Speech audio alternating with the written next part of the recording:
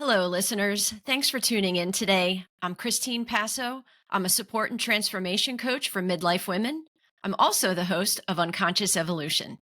Today, I so very warmly welcome the truly wonderful Stacie Baird. Thank you so much for being here today, Stacie. Hey, Christine, how are you? I'm good. I'm Good. good. I Good. cannot wait to tell my listeners all about you. So I'm going to dive in, and then we're going to get into who knows what, right? Perfect. I love Oh, it. all right. Listeners, Stacie Baird has served as chief of the people team in multiple successful startups, high growth environments, and large public companies for over 25 years. She's driven by her passion for elevating the human experience, HX, within organizations and across HR. She specializes in leading innovative HR teams that create measurable business impact while leveraging her experience as a trauma and resilience coach through the Trauma Institute. Stacie's contact info and social media details are listed in the show notes as usual. Please feel comfortable reaching out to her. Believe me, you're going to fall in love with her. You'll see. Stacie, thank you again for opening your personal life to all of us. What would you like to share? And has anything new come up for you, even over the 13 minutes that we've already had a discussion? I think I would be remiss to not talk about, and I think this is so incredibly relevant to your audience and really the space that you speak in, Christine, is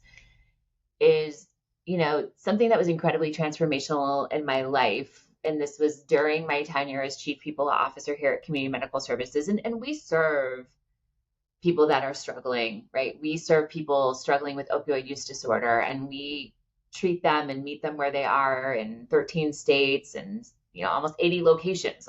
It's like 80 emergency rooms. So it's a lot of feels every day, and it's incredible work and very mission, vision, values focused.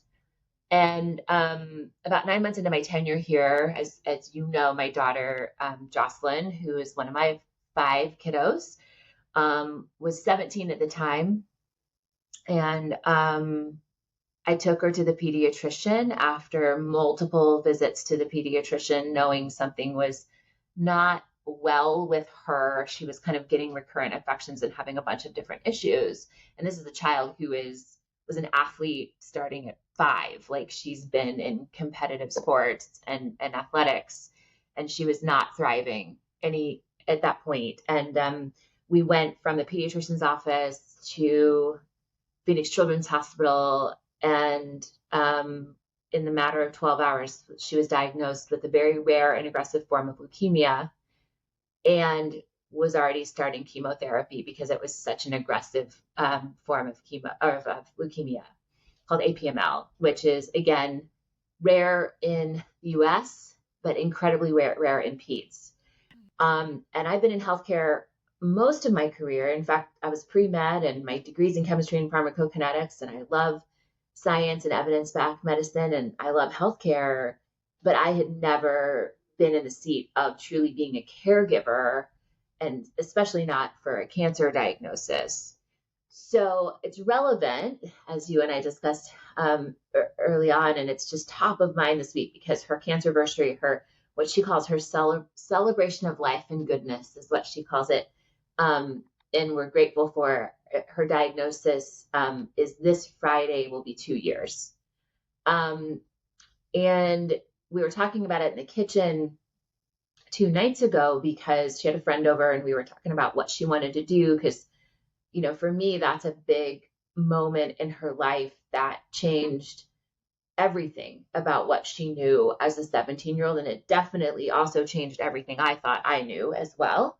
And the grief and challenge of the next 2 years, you don't know what you don't know in the beginning. And it was in many ways so many gifts. And she's now been in remission for over a year, and now continues to work through mental health and other things that come as the aftermath of a year of 5-day-a-week chemo, which is very aggressive given her type of leukemia. And so every day is a gift. So that's really for me, like so top of mind this week. And I think it's probably colored for me, just every meeting, every conversation, every just the gratitude I have for here we are. And here she is, just being this incredible 19-year-old human being in the world.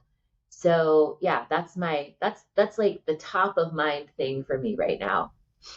Well, thank you so much for really opening that part of your personal life and your daughter's personal life because, what we don't think about is so it is your story because she's your daughter, but it is your daughter's story. And so it's almost like a coming out type of thing.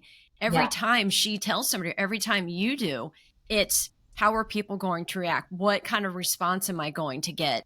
And you talked about, so thank you so much for sharing something that's really deeply sensitive to you and your family. And I'm so glad to hear that 2 years is going to be a celebration.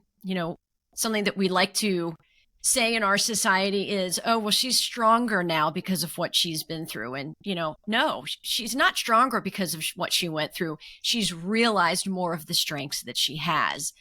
But you talked about the grief that came with it, that the line of work that you're in for 25 years, raising 5 children, you've been through a lot. And I know a few other things that we haven't touched on that I know that you've been through. You've been through a lot in your life, Stacie. And so for you to say, like, you thought you had seen it all, you thought you had felt grief. Yeah.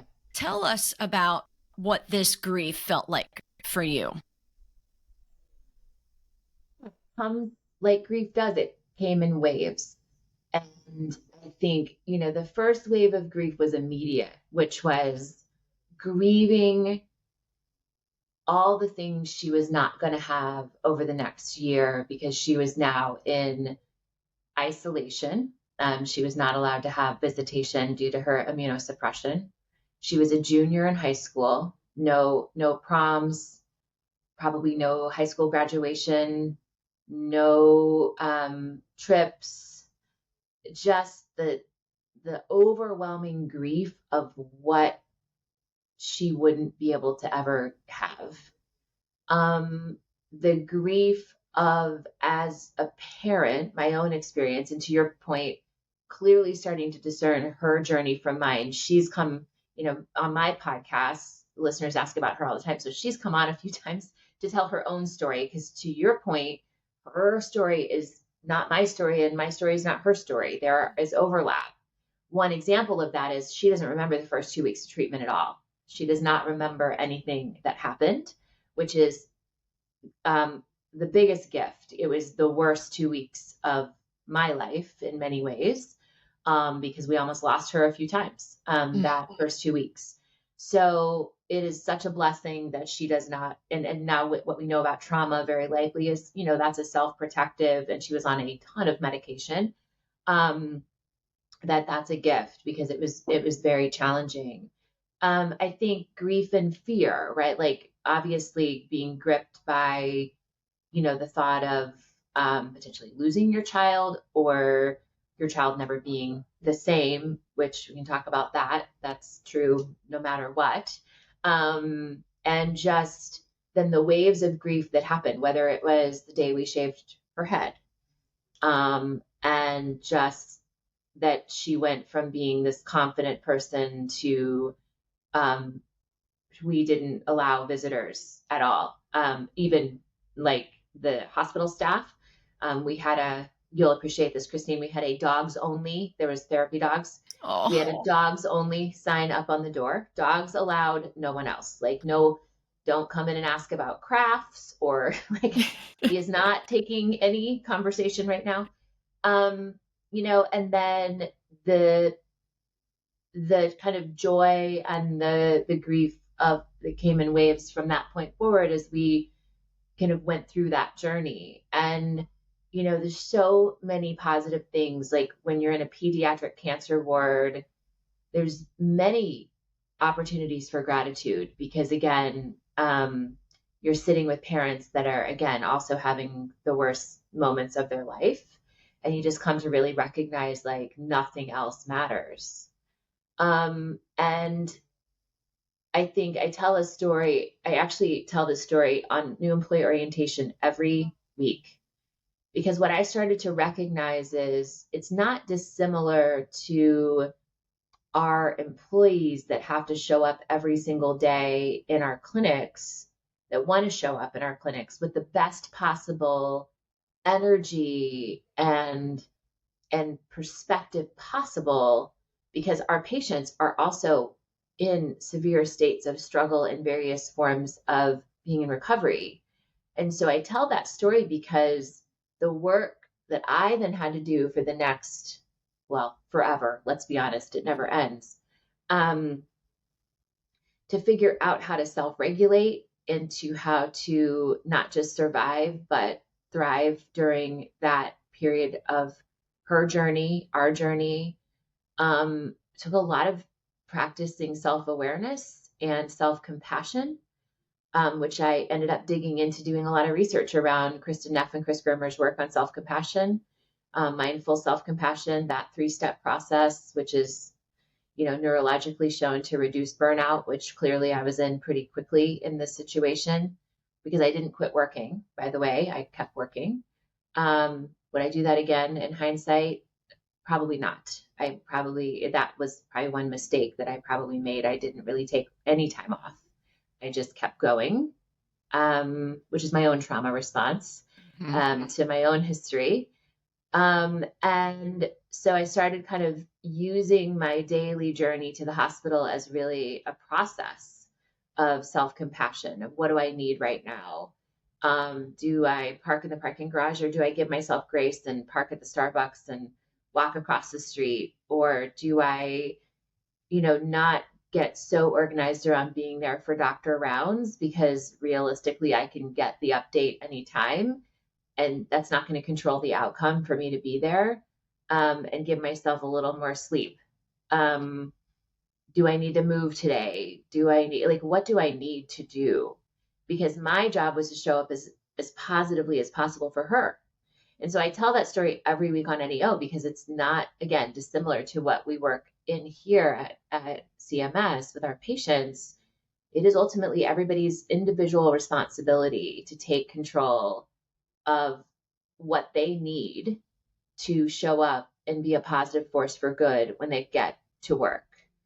And if they can't, how do they co-regulate, self-regulate, re-regulate? And so that's why I ended up reaching to the Trauma Institute to get, a trauma and resilience certification to really understand that process neurologically and psychologically, which was a really interesting process.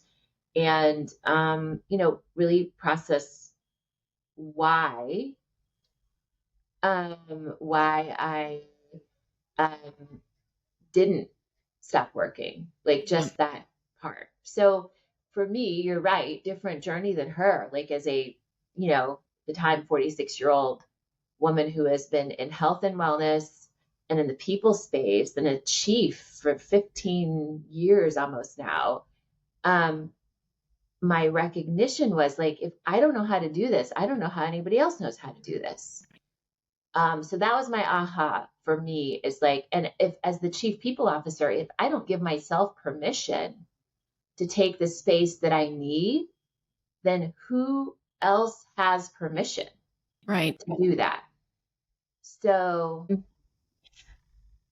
so that really ignited a huge amount of passion to like focus HX on how to the HR teams face these hard things every day. They take the trauma of vicarious trauma from employees and their challenges, the vicarious trauma of what's happening inside of an organization, the vicarious trauma of terminating people's employment, which is terrible for the person on the other end of that conversation. But let's be realistic, it's also not positive for the person delivering the information. That's just not humanity. And so I think just so many moments of recognition for myself of how little self-compassion I had and was demonstrating in my own life. And that then, again, right place, right time. How do we take that and teach our leaders here at CMS more about self-compassion and more about self-regulation and more about that space, because ultimately that's something they face every day for their team. Yeah. Yeah. So there's a few things that I want to comment on. The first one is that you mentioned that you've had your daughter on your podcast, the HX podcast. Yeah, And so what I'm going to do is in the show notes, I'm going to find those episodes, and maybe you can send me of the course. particular links so I can send them, or I can attach them in the show notes for our listeners who might be like, oh, I wonder which episodes are. This way they have direct access. Of So course. listeners, I'm going to provide that for you. And then something else that you said, that in grief, that you realize that nothing else matters. First of all, not only do I keep singing the song from, I think, the 80s, that the chorus of nothing else matters. Sorry, everybody. I sang. Sorry about that. Totally true. Yes. But, things happen in our lives, right? We have things that happen all the time. And what do we say? Oh, I've learned from that. I'm always going to pay attention to this moving forward. But most of those things we really don't. We forget. We forget what we've been through until something hits like this that truly rocks you to your core, reaches deep within your heart where there's a love that can never, ever be replaced, can never, ever go away. And that creates that sense of that really nothing else matters for the rest of your life. That you knew before, okay, I have 5 kids. They are very important to me. They are always going to come first. But in grief, that widens to something different. That creates something different. And then I'm going to feed into how then you needed and chose to regulate your feelings. There's nothing like grief to disrupt how you regulate your emotions, your physical activity. Nothing like it, because you might wake up and go, okay, I need to work out today. But then here comes the grief exhaustion, and you can barely get out of your work chair. And we don't think about these things. I mean, people that have not been through these situations don't understand the absolute gravity, the severe gravity of grief when it hits to that extent. And so I appreciate you bringing up all of the things that it opened a door for in your life that you had not yet experienced, because there may be people that live their whole lives that don't experience this kind of deep grief. I mean, they may not, or there may be people that experience it several times. I don't believe that these things happen for reasons that they're supposed to make us wiser, that they're supposed to make us stronger, they're supposed to make us more compassionate. No, that's our choice. It is our choice to take these situations. And like you said, that's when you started with the trauma center and started learning more about trauma and how that affects our bodies and our minds. And, I really wanted to focus in on those things, because as outsiders, that people that are just listening are thinking, wow, how horrible for Stacie and Jocelyn and your family and what they went through. But they really don't know. And so what I want to ask you next is, for all the ones that didn't know and didn't understand the gravity of your grief, what happened for you? What happened to Jocelyn? How did you navigate that during a time that really you need people the most? Yeah, great question, Christine. I remember there's a moment that there's just like some micro moments along the way that are so like crystallized in your memory. And there's a moment. So you mentioned this before. My I've I was married to someone else, and that was my daughter and son's stepdad. So it was not their dad, and he spiraled into an opioid addiction after bilateral hip replacement. And this is before I knew anything about opioid use disorder. And after 3 times of asking him and paying for him and putting him in rehabilitation, I made the decision that for myself and my children, that we could no longer support him in that way. And for us, we had to move forward, because it was obvious to me at that point that he wasn't ready to choose something else. And So the dad that Jocelyn knew from 2 on was, she was no longer going to have contact with. And this was about 7 years before she had her cancer diagnosis. And so you're right, like resilience is not a destination, it's a journey. And we had been through hard things before. Um, I had been through some other hard things in my childhood. I was raised not by my parents. And so it's also a little bit of a muscle. Like resilience is a muscle. It does build and you get stronger. So day 3 of her diagnosis, my birthday is February 4th. So it's right day before my birthday. And I remember she asked me what I wanted for my birthday, which I thought, kidding me that she even remembered it was my birthday, like given the circumstance. And again, she doesn't remember this, but we've talked about it, and I told her about it. I remember crawled into her hospital bed, and I I pulled up a video of 2 friends of ours that I'm gonna start crying. I haven't even told. I don't know if I've ever told a story. That do music, and they did a song for her, and said, essentially like, you can do hard things. You've done hard things before, and sang her a song, and I played that for her. And I just said, I just want more love and kindness. That's what I want, like right now.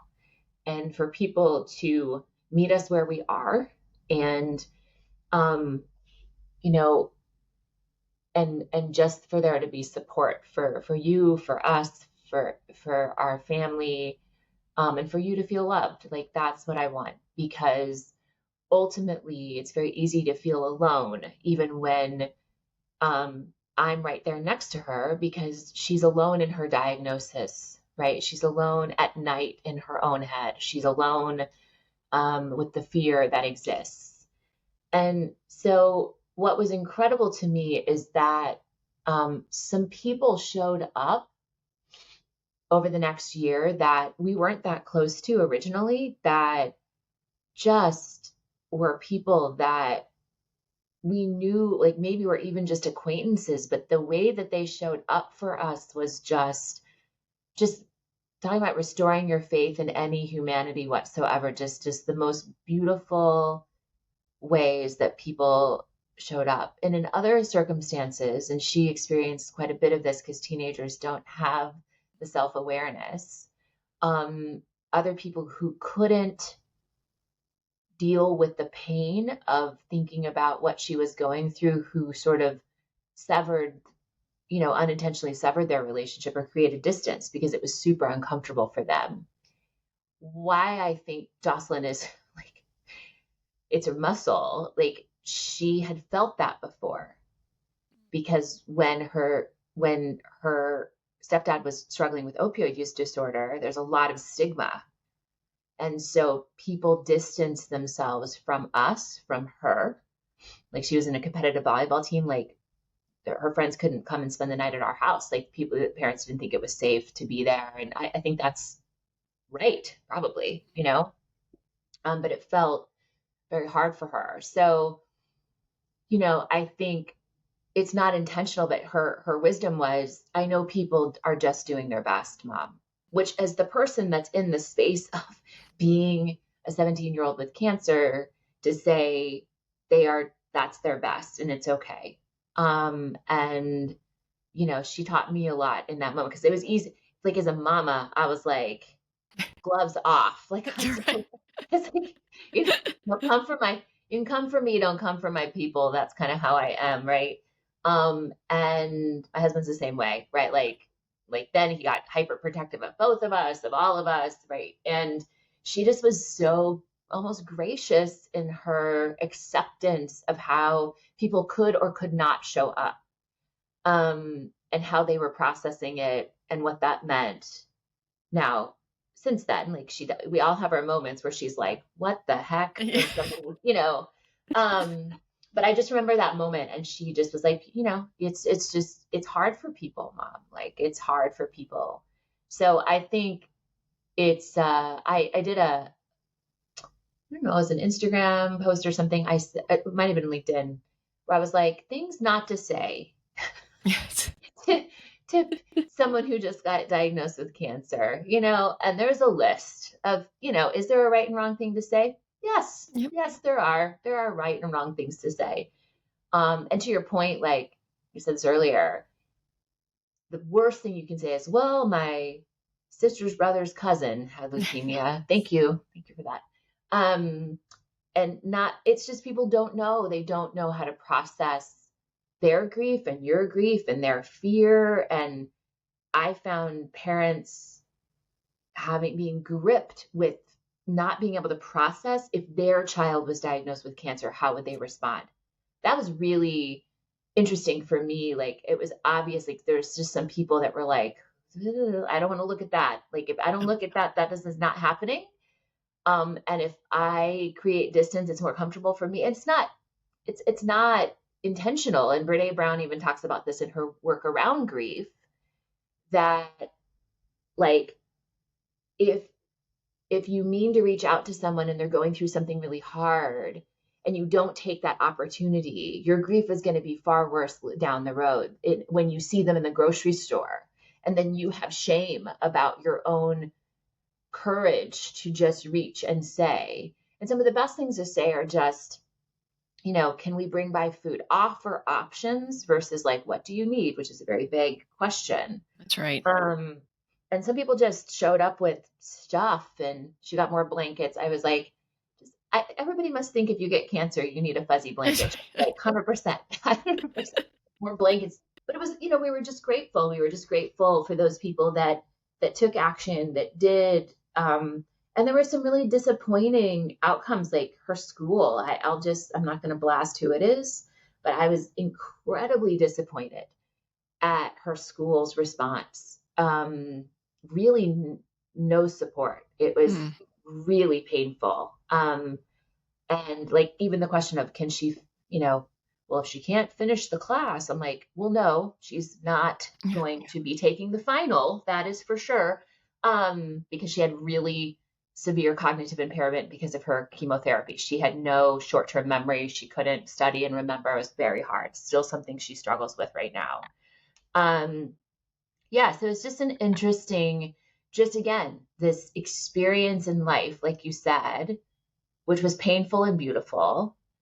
And if you know anything about Buddhism or anything else, like that's life. That's life, is all those moments believing and knowing that that pain is the lowest lows. And those are the people, that have the highest highs, I think, as well, because her gratitude for really good days is very high.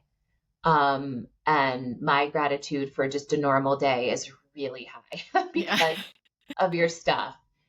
Does that make sense, Christine? Like, it was so interesting being in the people state space. Like, I just tried to treat it with curiosity and not judgment. Yeah. Like, how is someone going to react? No judgment.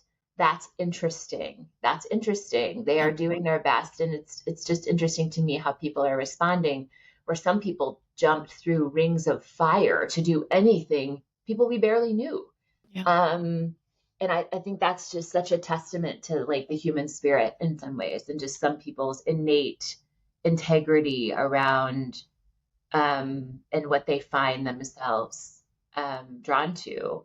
Yeah. And I was just asked to be involved in another nonprofit where you're in a listing and you mentor other parents that are navigating this space. And I was like, I can't commit till I am on another full-time role in a nonprofit board. But yes, my answer is yes. Like, what do I need to do? Because as a parent, it was overwhelming and lonely at the same time.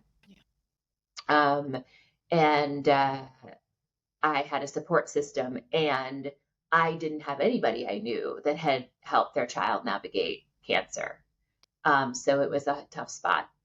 I really appreciate that, earlier you said you talked about what you were going through, nobody could identify with because nobody knows what you've already been through in life. I mean, what you're feeling, what your daughter's feeling, even if there was somebody else that says, oh, I went through it, it's still different. It's Yes. still different. And, understandably so, we make the mistake of putting our own feelings, judgments, thoughts, opinions, and experiences on what somebody else is going through and either decide that they should be finished grieving or they've grieved aggressively or ridiculously or they're not grieving enough, right? Yes. Like, this is peculiar. They seem fine. But, we make that mistake of attaching our own feelings to what somebody else is going through. And again, there's so much backstory behind that. I mean, it's, how have they been able to process grief? How were they raised? What are they comfortable feeling? What are they comfortable expressing? I mean, there are so many things to that, but it really taught me, after our dog Maya died last May, I knew then, first of all, and you and I have talked about this, and I have mentioned this many, many times, that it was the deepest grief of my life. But I thought then, I was like, wow, I have something extremely intense that I'm supposed to learn from this. This didn't happen so I could learn from it, but it happened. And now this is my opportunity to learn more about myself and other people. And certainly, some of the closest people in my life didn't show up. They really didn't. I mean, stopped asking how I was maybe after a few weeks. Yeah. And so, this is where I didn't feel anger. I felt disappointment, of course, but that was where the healthiest we can be in those situations is to say, how long do I want to hang on to this energy if it's feeding me something that doesn't make me feel supported? And in grief, every single person I have spoken to that has experienced a kind of deep grief that you and your daughter and your family have gone through losing my dog and other people through whatever grief they experience, they get to call it, the most difficult experience of their life because they feel that. But, we get to make that decision to say, this doesn't feel healthy for me. This relationship doesn't feel healthy for me. And then, like you mentioned, some of the people that were maybe just acquaintances that showed up with deep hearts and supportive longevity, and so that's something that we end up learning, that I learned, and not to have judgment about it. Some people might think, oh, teen is my nickname. Oh, teen's not reaching out anymore. She's mad at me. I'm not mad. I don't have the energy to try and convince you why I hurt so much, right? It's like, that's another thing, that you're not in the place, you and your daughter were not in the place to reach out to your good friends or whoever wasn't showing up to explain to them why you needed them to show up. There's no room for it. Your heart is already in so many pieces. And the fact that you worked the whole time, I mean, clearly you were in a how can I cope, shock, ultimately, because your brain does not think. Our brains, when we're in that kind of shock, which you were, your brain's just not functioning to full capacity. You are, Yeah. I mean, at all. And so that's another thing. It's like people say, well, this experience changed you. You're different now. You're GD right. It changed me. I'm never going to be the same person. And again, I'm not thankful for the reason why I'm not, but this is just how it is. And I'm not apologizing. But, I have a feeling that that's a similar story for you. Yeah. I don't know if you're familiar with whether it's Assuming Positive Intent or Brene Brown's work on Living Big, but I tripped up on her 2-part podcast on Living Big. And I actually went to my husband and I said, man, I just listened to this and it's about what you just said. And I said, what is fascinating to me, and I don't know if you've ever heard this before, Christine, it's like a double ding of grief, because if you ask someone, like, when someone doesn't show up how you think they should show up in those moments, what's your feeling? And what the research says is the feeling is grief, because if that's their best, that is their best, yeah, then you have another wave of grief that's their best. Yeah. And so my husband started saying they're doing their best and their best is bullshit, which I think was I'm like, yeah, that's probably, yeah. And just acceptance of that. And that's true in life, right? Like that the process, like if you don't have a good relationship with a parent or a family member, and you decide and you kind of come to grips with this is their very best. The first feeling is grief, sadness, disappointment.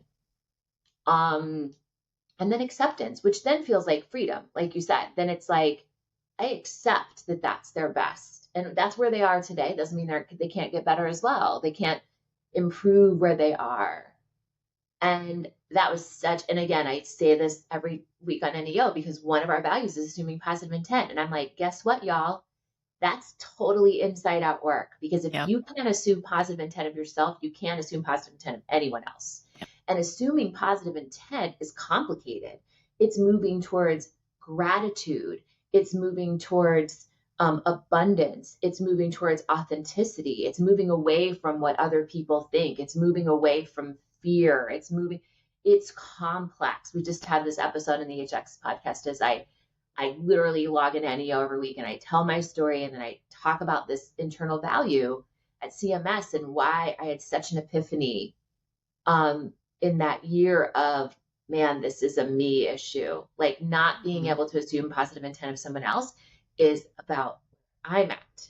Yeah. And that's a look in the mirror that is a little bit of a hard look. Like after 40 something years of life that you've spent your whole life just projecting your stuff on other people. So yeah, it's really deep, intense, meaningful work. And my big thing is, man, Joss, like, I wish I knew this at 19. Yeah. I did not. I didn't embrace that early in my life. She also had a boyfriend. He was only, he was in the picture prior to cancer, and he stayed with her for about 9 months, which was painful during her chemo to have a breakup. And I said to her, I'm like, man, I wish at 17 that I knew love. Like he loved her. And like the gift that it was to have someone show up for her, that it was a choice to show up for 9 months of like almost no contact with her and just, having a girlfriend with cancer, man, oh man, like what a gift as a human being that someone showed up for her that way. Yeah. So yeah, it's, it's not puppy dogs and rainbows. It's not toxic positivity. There were good days and bad days. And in hindsight, now in coming up on this 2-year mark, just the recognition of where we are today, just the gratitude and recognition for where we are today. And what I'm also holding on to, I feel like people are letting what we learned during COVID, during the pandemic slip away, which scares me. I'm like, we learned so much about humanity and work and meaning.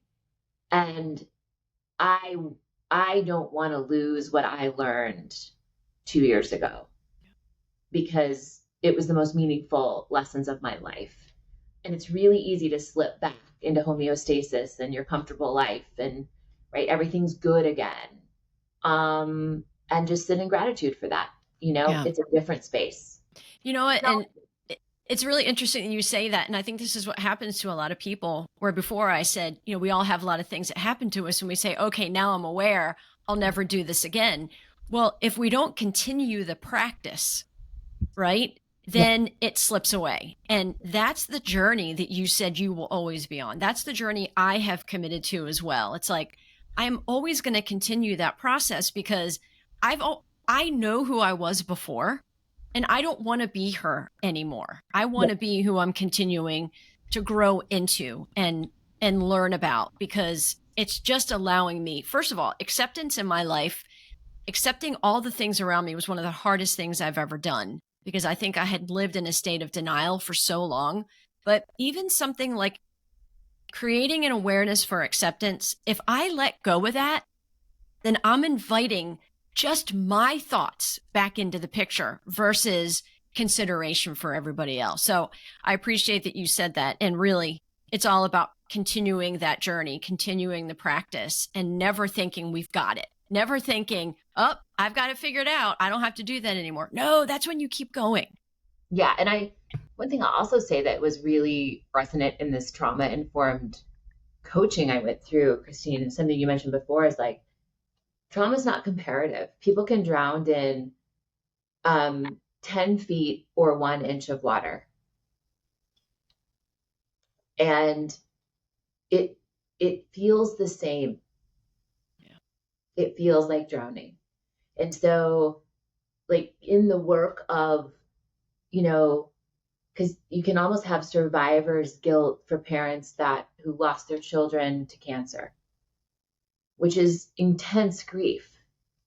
But trauma is not comparative, right? And so, yes, we've had a lot happen in our lives, but I've said this to Jocelyn many times, like, that doesn't mean you're better than or more evolved, or it's inconsequential, and it doesn't matter because everyone's pain is their own, and it's just as real, regardless of what that traumatic experience has been. And so just staying in that state as well, because we hear incredible stories sometimes, and it's like, I don't deserve the same amount of ability to grieve because my story is not as challenging.